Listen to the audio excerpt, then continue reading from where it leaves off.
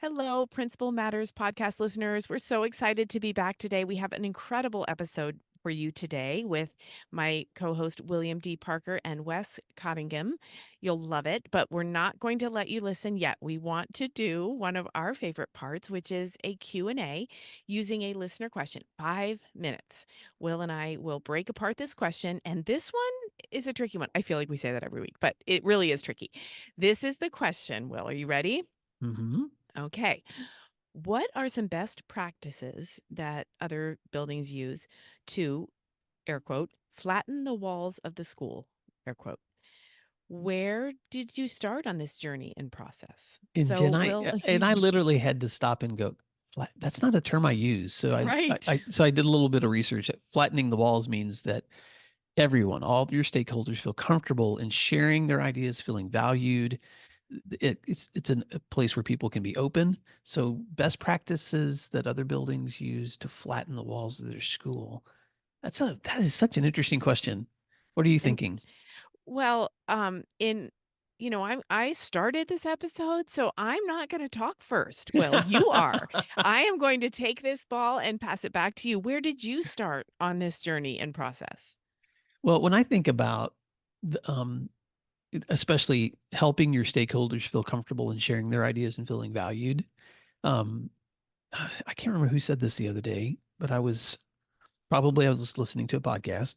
It may have been actually you were talking to Elena Aguilar. This was you guys. I was Oh, listening to the yeah. interview you did with Elena, and she said to you in that conversation, you can tell in the tone of someone's voice a lot about what they're thinking and feeling. Mhm. You can just tell. And so I would just say, and we're going to talk about this a little bit later when you and I are doing a future episode on your article on principal mentoring and coaching.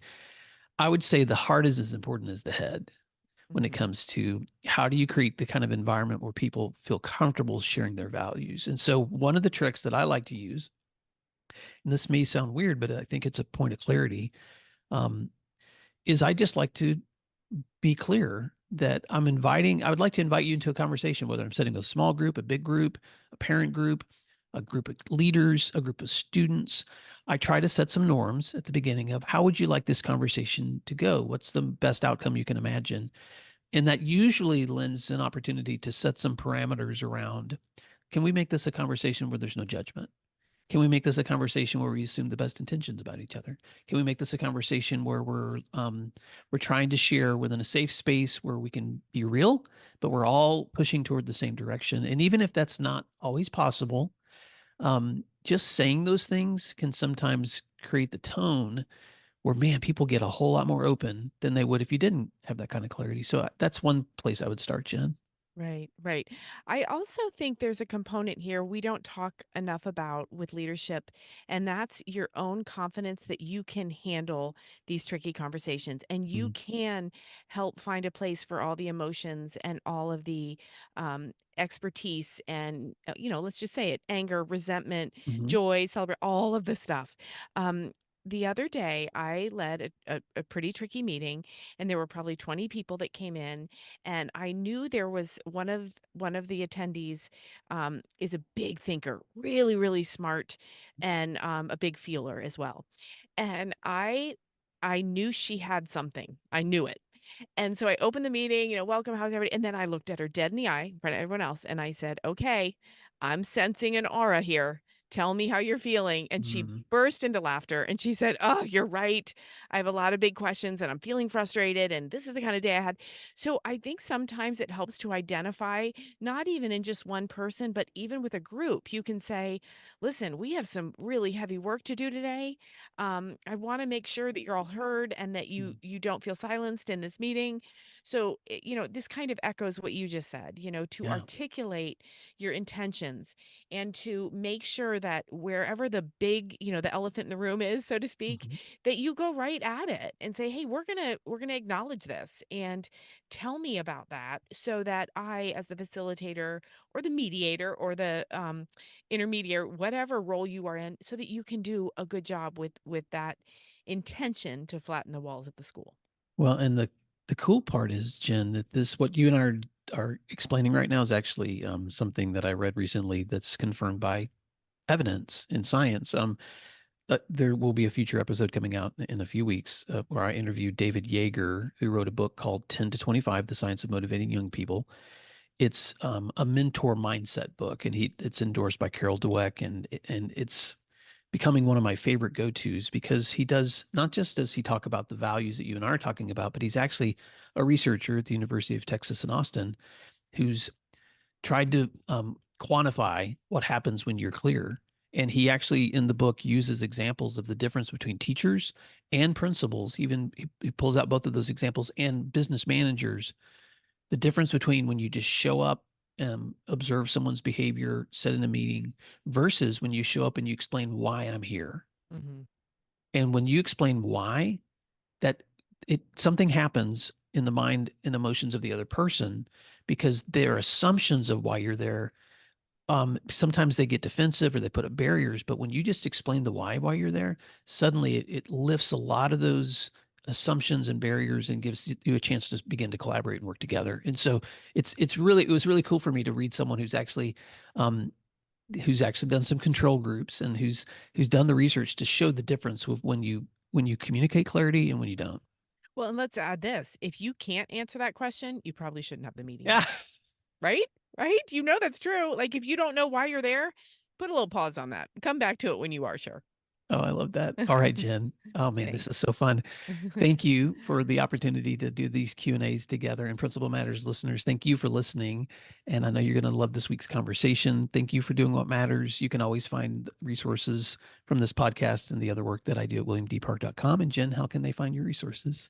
They can find me anytime at jenschwanke.com. Principal Matters Podcast, episode 418.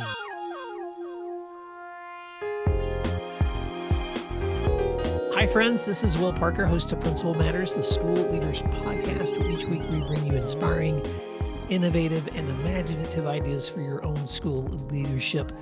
This week, we're going to be talking about maintaining your passion with my special guest, Dr. Wes Cottongim.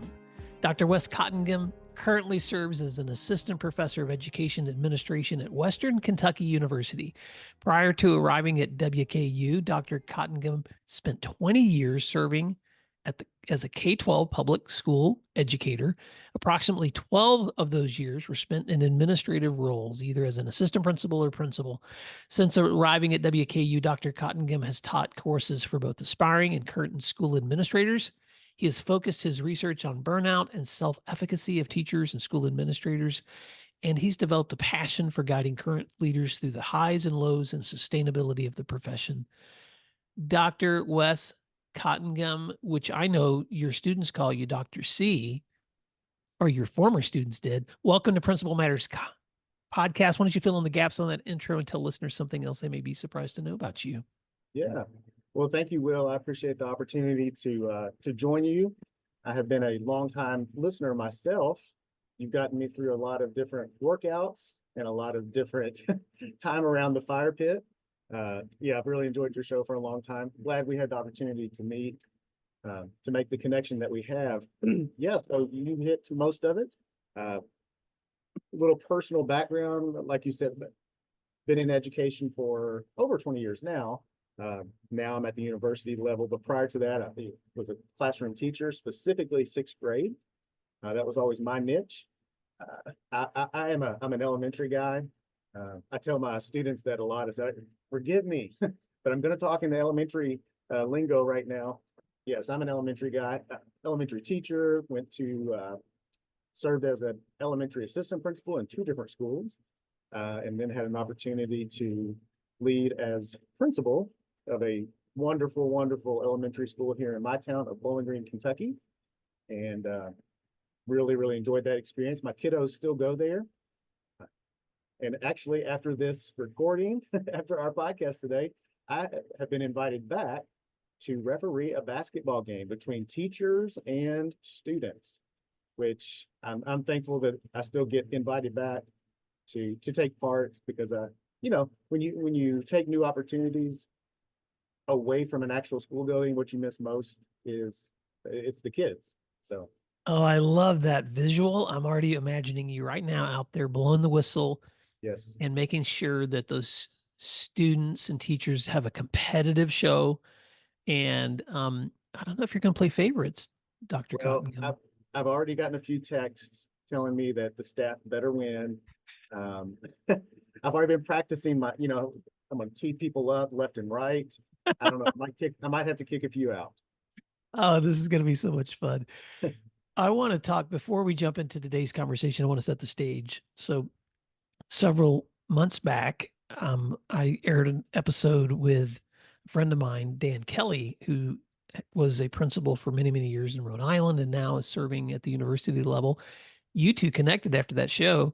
And Dan and you also circled me into that conversation. You and I jumped on and got to know each other through Zoom. And in that conversation, I was like, Wes, I want you to tell your story to Principal Matters listeners, and especially the stories that you've been able to share as a professor's now training leaders. Before we do that, though, talk a little bit about your current work and what are some of the things you're most excited about happening there at Western Kentucky University? Yeah. So, yeah, thanks for that question. I treasured my time in K through 12. Um, and I've mentioned the different roles that I had, but honestly, probably I loved being a principal. I don't know if I had a favorite position because I really loved being an assistant principal because of all the managerial tasks that I was responsible for. I love that role. There's an advantage of being an assistant principal. You get to pass the buck. When those tough questions come in, you say, I don't know, that's a great question. We should ask Mr. or Mrs. So-and-so. I loved being a principal.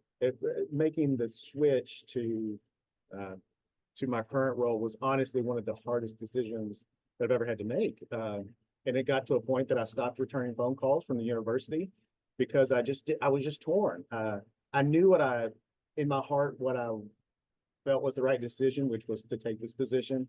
But you get into it for the kids, and you don't want to leave the kids. But yeah, so some of the work that I'm doing now, it's multifaceted. I have the opportunity, and I'm very intentional about this. I try to get into the schools as much as I can. We are blessed with some wonderful schools here in our area. I do some recruiting for our education administration program. We've got a lot of neat things coming up on the horizon. We were just approved for a principal apprenticeship. Of course, we have your typical routes of like a master's progression. In Kentucky, we have what's called a rank 1. And that's so many hours past your master's degree. So we have those programs. We have director of special ed. We have DPP. We have superintendency. We have a doc program. So lots of fun things going on. But my favorite part, no doubt, is working with the folks that want to become principals because, I think back to my journey, and I come from a family of educators, and I never, ever, ever thought that I would be an educator. But, God had different plans for me, and I found my niche, and I'm thankful that I did. But, in our courses, I talk a lot about, what the research says and what best practices say. And I even tell some war stories. I try to keep those to a minimum, but this worked really well for me. Or, hey, I did this and it was an epic fail, and I would suggest you not do that. So I try to give them, although yes, at the university level, it needs to have a certain rigor, but at the same time, I try to keep it real. And I try to keep, hey guys, on the first day of school, there's going to be something that could happen when you get that first principal gig, you get in that position and something happens, and guess what? We didn't cover it because you can't cover everything because that job is so unpredictable. But I try to be real, and I think more than anything, that's what people need. I think that's what teachers need. We're going to focus probably more on administration during our talk, but people need to know that someone is looking out for them that gets it, that has been there, that has been through what you've been through, whether it's good or bad, and has advice for you. So I try to keep it real, Will. Yeah.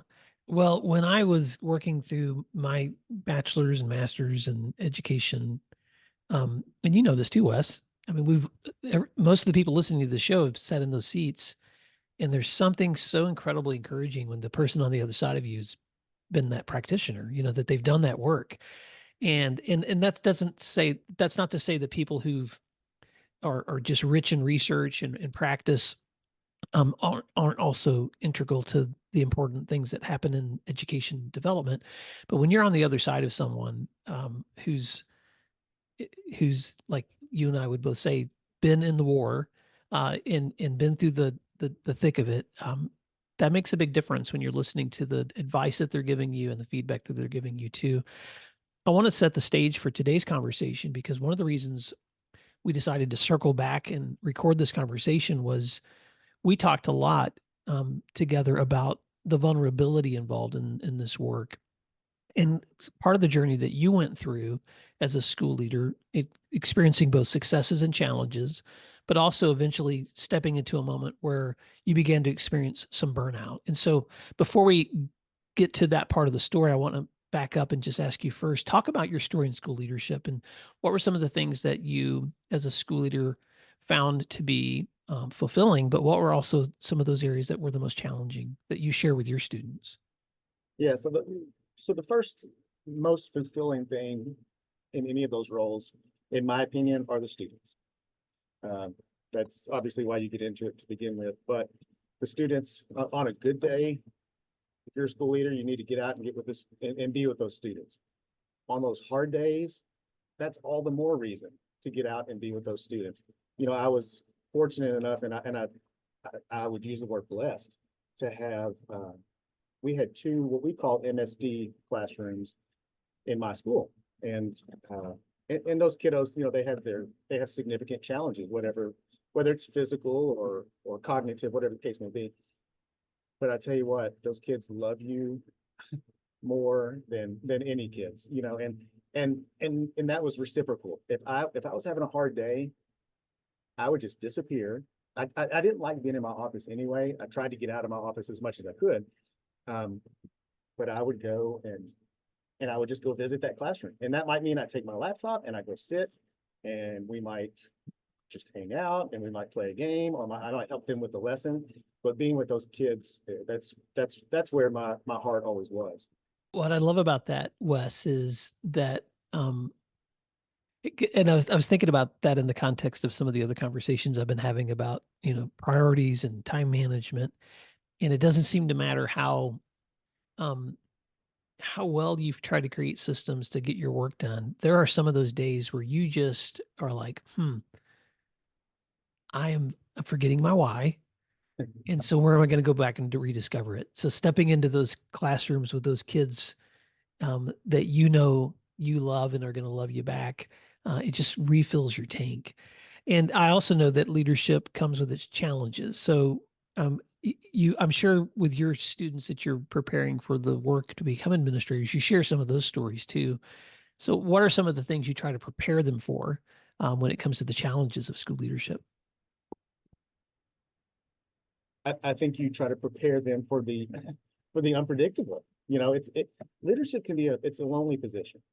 It's certainly a lonely position, but you're in that role for a reason. I had a class just a few nights ago, and we were talking about something similar, and there was a few that mentioned, I don't consider myself really a leader, and I said, stop, you are a leader. What is your current role? And they told me, I said, you absolutely are a leader. One was just a classroom teacher. One was um, had another service type role. And I said, you are totally a leader. And I went through and I talked about how I would share with, my custodians. I said, you are a lead. This cafeteria during lunchtime, this is your classroom. This is absolute. You are the leader in here. What do you need me to do? Because again, I tried to get out of my office and I wanted to go in there and be with the kids. So, but I was there to serve.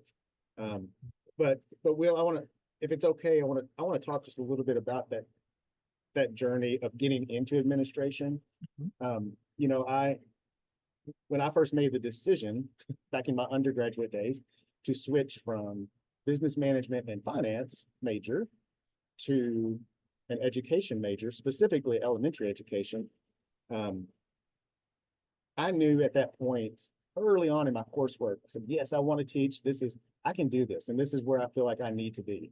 Um, But with that being said, I want to lead at some point. Now, this was far before I realized what all that entailed, but I knew that that was the direction I wanted to go eventually. And and like we've mentioned, I had that opportunity, but I was blessed to get that position as principal at an incredible school. But I think probably the biggest reason I wanted to talk to you today, or have to share this opportunity, to share a little bit about my story, because as fun as it was, as fulfilling as it was, as much as I miss it at times, as much as I still try to be involved. I still teach junior achievement classes. I go and referee basketball games, or whatever the case may be. I still try to be involved, but the position can be heavy at times. It's it can be a thankless job, but at the same time, there's nothing better than running into a former student. Uh, Coincidentally, this happened to me a few weeks ago at a basketball game, and I ran into a kiddo he's older now, but when I had him, he was going through a lot of things, and I knew that.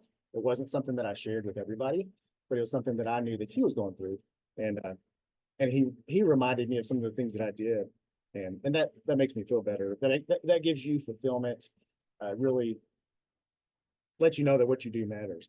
But there was a summer that was leading into my final year as the lead principal. Um, and in hindsight, it wasn't any busier of a summer than any other summer. You're scrambling, trying to get people hired, take care of enrollment, all of your typical personnel and managerial tasks that you have to do. But there was something about that summer. I would be remiss if I didn't say we were also building a new school during that summer. So we were transitioning from an old building to a new building. Beautiful school, $20 million. I mean, it was just, it was something that we were very, very proud of. But I got between the building process, the leading process, all of the tasks that a principal is required to do. I got to a point that I just had, I call it decision fatigue. I literally would go, I remember a specific instance that we were standing in the new hallway of the new school, and one of the painters they were asking me about what do I want here, what do I want in this hallway? And as simple of a question as that was, I just froze. And I stood there and I just remember saying, I don't know. And the anxiety that came over me, that's the oldest memory that I have of this journey that I'm kind of leading into. But that summer,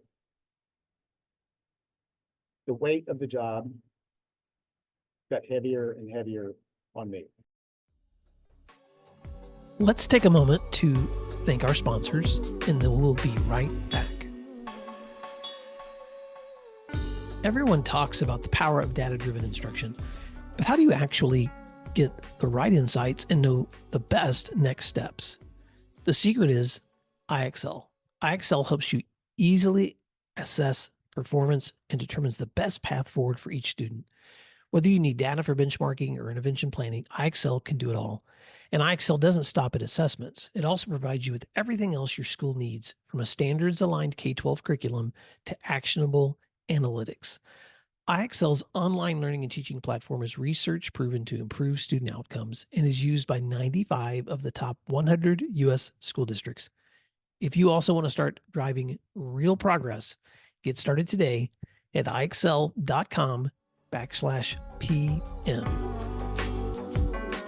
Support for Principal Matters comes from EduSkills. Let's face it, many schools are trying to support their Title III and multilingual programs on their own. And if that's you, it's time to take your support to the next level with EduSkills. EduSkills is designed by former educators as a go-to platform for support for K-12 multilingual programs. They understand the value of multilingual students, and they give educators the tools that they need to help all students succeed. From improving language acquisition to boosting family engagement, EduSkills offers cutting-edge tech and services for districts of all sizes. With easy setup and ongoing support, they'll make sure your transition is smooth and effective and that more students are receiving better services. Ready to get started? Visit eduskillsllc.com or call 405-879-9898 to schedule a demo. EduSkills, breaking barriers and building bridges for multilingual education. You're reminding me of a conversation that Jen Schwanke has with one of our other guests just a few weeks ago, and where they talked about the very the thing that you're talking about right now, Wes, is something that a lot of leaders aren't willing to talk about, which is what happens when you hit that wall. Yeah. Because no matter how long you've done this work, some people hit that wall early, some people hit it later. Sometimes it hits unexpectedly. But you hit a wall in your leadership where even something as simple as give me an opinion on the paint seems like it's overwhelming. I've had leaders tell me, like, at the end of the day, please don't ask me what's for supper. I can't make another decision. Yeah. Yeah. And so talk about, how did you respond to that? Because I know where you are now in your journey and the success that you've had in the work that you've done as a professor, but that you've walked through several responses to hitting that wall that I think could help other leaders. Right. Will, I hit that wall, and the paint example was just that. It was just an example. But there was a point in that small little time frame that everything was big. And what I mean by that is making a decision about what color to paint a wall, that was big. And I would have to mull it over, and I would have to really process that. Making a decision on on hiring, that was something that I prided. I felt like I was very gifted in picking quality folks for my building. And honestly, most of them are still there today. But every single decision, whether it was actually big or not, in my mind, was big. So that anxiousness just became overwhelming. I didn't know what to do. I'd never experienced that before. As a teacher, as an assistant principal, I had never experienced that. To be honest with you, my personality is very laid back. And I think my wife would probably tell you to a fault because you get fussed at, how that is. You get fussed at every once in a while. When are you going to do this? But I'm very laid back, but I didn't know what to do. I'd never been there before. The long hours that, come with the position became longer. And it was almost I felt like I had to be there. Yes, there was always something to do and I was always checking things off the list, but I felt like I had to be there. To say that I was on 24/7, a lot of leaders will talk about that, especially school leaders, and you are, and again, you sign up for that.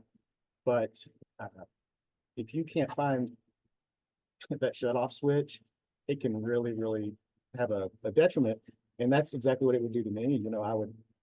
I would wake up in the middle of the night because I'm thirsty or whatever the case may be, and before I ever got my drink, I find myself in almost a panic attack of I need to do this. I need to do this. This is due 2 weeks from now. Did I have time to do it? Absolutely, I had time to do it. But the effect that it had on me, I had a hard time, pushing those as those things were coming at me. I had a hard time pushing them away, and doing them with I don't know, a balanced approach. Yeah. And I say that. So that's how it all started for me. And it got harder and it got harder. And honestly, that anxiousness was really not my biggest issue. That led to a kind of a dark time for me. And I told you before we started, I said, I'm nervous because I feel vulnerable even sharing this, but I've also always felt like my journey is something that I hope and I pray can help someone else, because I know that someone that's going to listen to this might not experience every one of the things that I've explained, but they're experiencing some of the same issues that I went through. Yeah. So long hours become longer, feeling like I have to be there, the inability to shut it off, the the entrance into what you call dark times, you can look back at that now and recognize what was happening, Wes. But at the time, what was going through your mind isn't what's going through your mind right now. So I'm really curious for listeners, and there may be somebody listening to this right now. You're like, wait a second, you're describing exactly my condition, and that's one of the reasons why Wes was courageous enough to say, let's have this conversation, Will, with your listeners. Because Wes, what were some of the unhelpful things that you did when that began to happen? But then also, what were some of the helpful things that you did to help you out of that journey? Right. And to answer that question, I mean, I that dark time was depression. That's what it was for me. And um, and it wasn't something. I am very, very private person, just naturally. Uh, I don't like to share what's happening in my life. And again, that's just my nature. Um, and especially when you're leading a school, the last thing you want, I didn't want my just an analogy here. I didn't want my cough to give the whole school a cold. I didn't want my struggle to rub off on the culture within our building, because we had a strong culture, and it was something that I tried to build up. Um, yeah, so that journey with depression, it got dark. It really did. It got dark, and my faith, and I'll just jump to some of the things that worked the best for me. My faith, family, especially my wife. She was very supportive. She could see, and it wasn't just her, but she could see. When your kiddos have done something and you look at them and say, what have you done? You just have that guilty look. What have you done? Well, I had not a guilty look, but I just had a look. Uh, and she saw that. And some of my teachers saw it, and they would come up to me and they'd say, "Are you okay?" And of course, my answer was always, "Yes, I'm great. Hey, you did a great job on that lesson that I saw today." But inside, I was hurting. I was really, really hurting. Um, I would take there would be afternoons, and this only happened a few times, but some of my real, real hard afternoons, I would call my wife and I'd say, "Hey, I'm going to the track." There was a track behind our school. I said, "I just need you. I don't know what I need you to do. I just need you to be there." And we would just walk lap after lap after lap. And eventually I was able to kind of come out of that dark spot at the time, uh, and just talk to her. And that led to me, getting help. And I want to specifically talk about that because when I first sought someone to talk to, and that was, for my wife and my personal family, uh, that is not something I wanted to do. Again, because of my private nature, but number two, I thought that was just for the weak.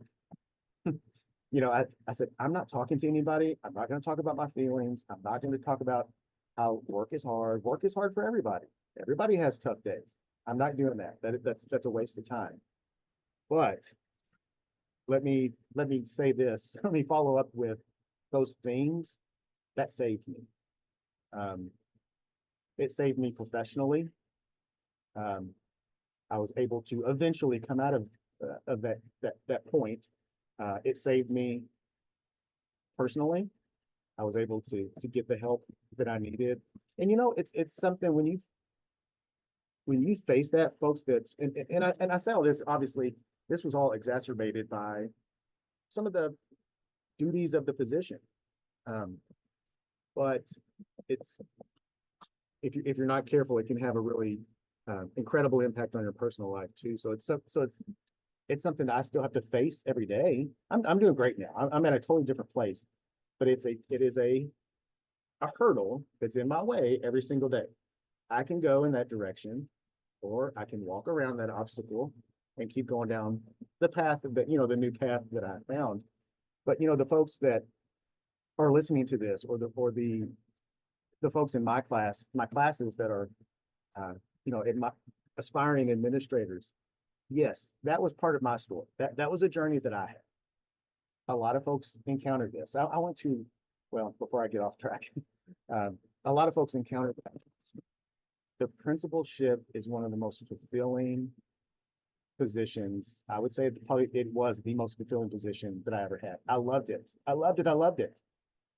But I didn't have the right coping mechanisms in place to be able to avoid some of the things that you're going to face. Kudos to the folks that can be a principal, and in these days for 20 plus years. I admire you. I sincerely do. That was not in God's plan for me. But my journey is something I share. I don't go into incredible detail, but I try to share with people. If you're facing things, you need to talk to folks. Don't hold that in. I had an incredibly support professionally. I told probably only opened up to 2 folks. That was my assistant principal, because I felt like she needed to know in case I wasn't able to get there that day. My superintendent was incredibly supportive, and I'm thankful for that. But if I had any advice for folks, your work, if you're a leader, if you're a school leader, your work matters every single day. There's no job that has any greater impact.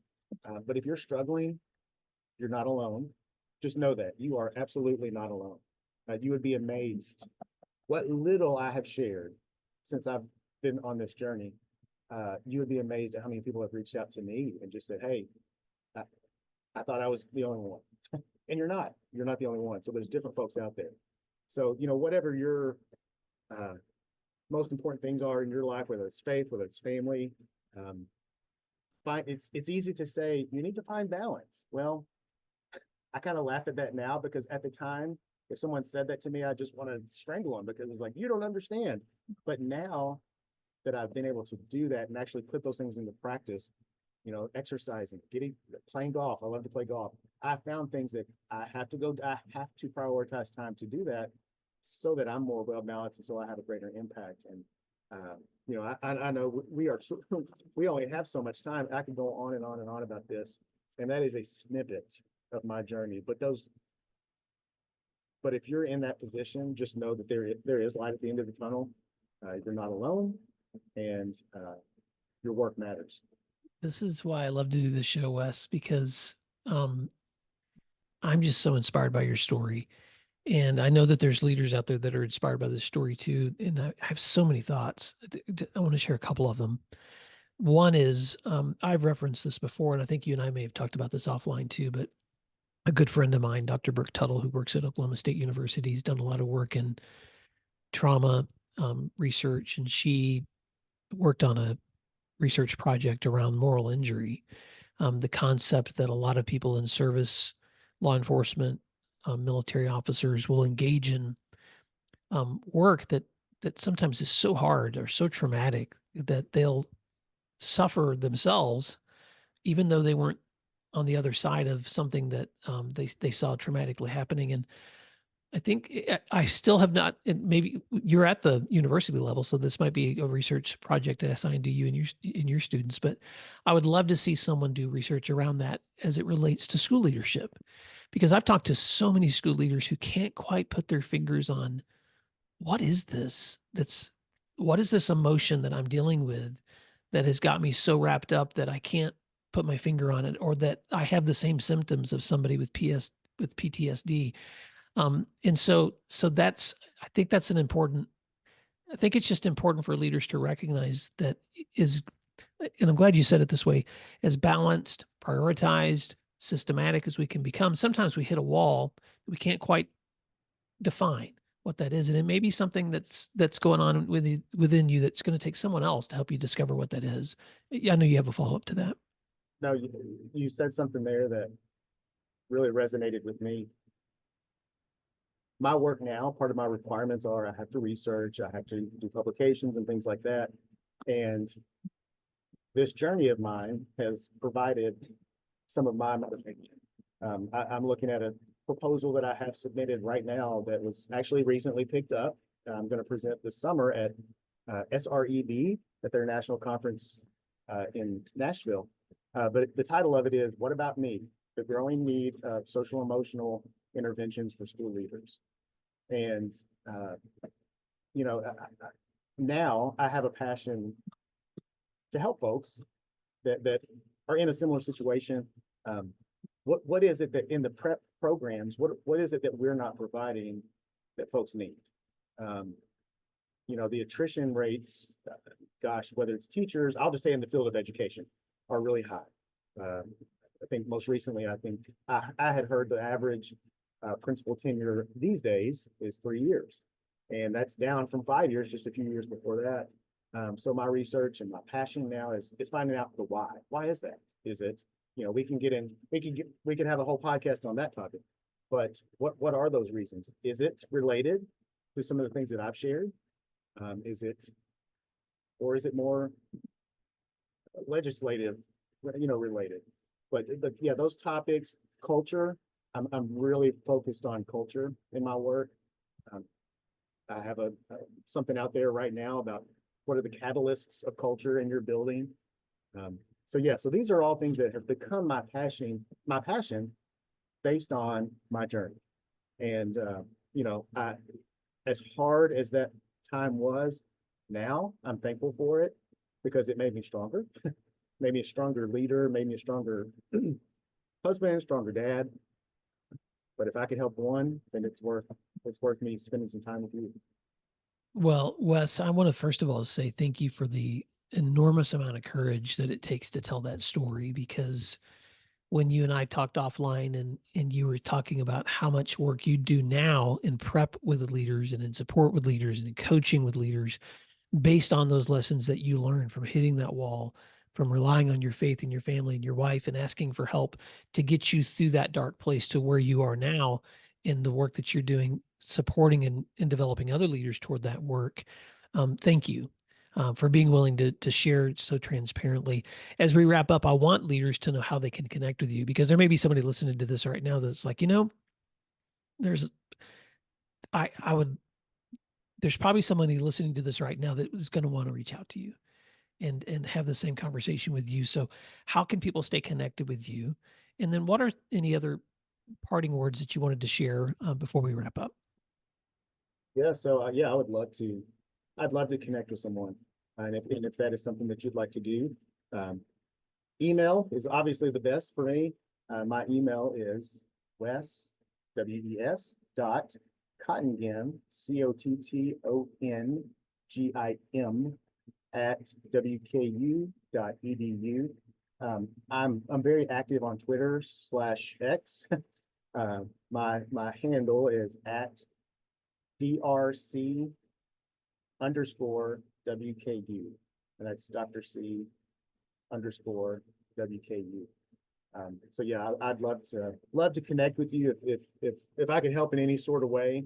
I do different consulting too, whether it's with different groups like Cognia or whether it's I'm very focused on school safety as well. So I get to work with the Kentucky Center for School Safety. So if we can help in any sort of way, I'd be happy to. But parting words, and I'll just reiterate what I said earlier. Your work matters. You're noticed. And if you're struggling, you're not the only one. And I would absolutely encourage you to, whether it's me, whether it's Will, whether it's, your superintendent or your assistant principal or your wife, reach out because your work matters and someone needs you. I've had at least a couple of different listeners who have emailed me after shows, Wes, to tell me that sometimes it's when I say at the very end, what you do matters, makes them emotional. And I have to pause and ask myself, why is that the case? And I think it's the case because you touched on this earlier, but leadership is a lonely role. And sometimes there's no one else telling you or reflecting with you anything because you spend your whole day reflecting with others. And so I just want to tell you listeners right now that whatever place that you're in your leadership, whether you're in an optimistic place or whether you're in a really challenging place, all of us experience waves. You may be on a high one day and the next day you hit something that you're like, oh my gosh, I never thought I would face this in my life. And those moments sometimes feel really lonely. You're not alone, which is one of the reasons I do the show, because it's just a way for me to continue to connect and collaborate with leaders across the U.S. and the world to remind ourselves that we can always do better together. So, Wes, Cottongim, thank you so much for your leadership. Principal Matters listeners, thank you for the leadership that you provide, because what you do matters. We'll talk to you again soon. You'll find free resources like this one at williamdparker.com. Subscribe for our free weekly newsletter, which contains bonus material, and also check out the links for Grow Academies, Masterminds, Executive Coaching, and Keynote presentations from my books, as well as from Principal Matters Associates. You can find out more under our speakers tab at williamdparker.com. Thank you for learning together, and thank you for doing what matters.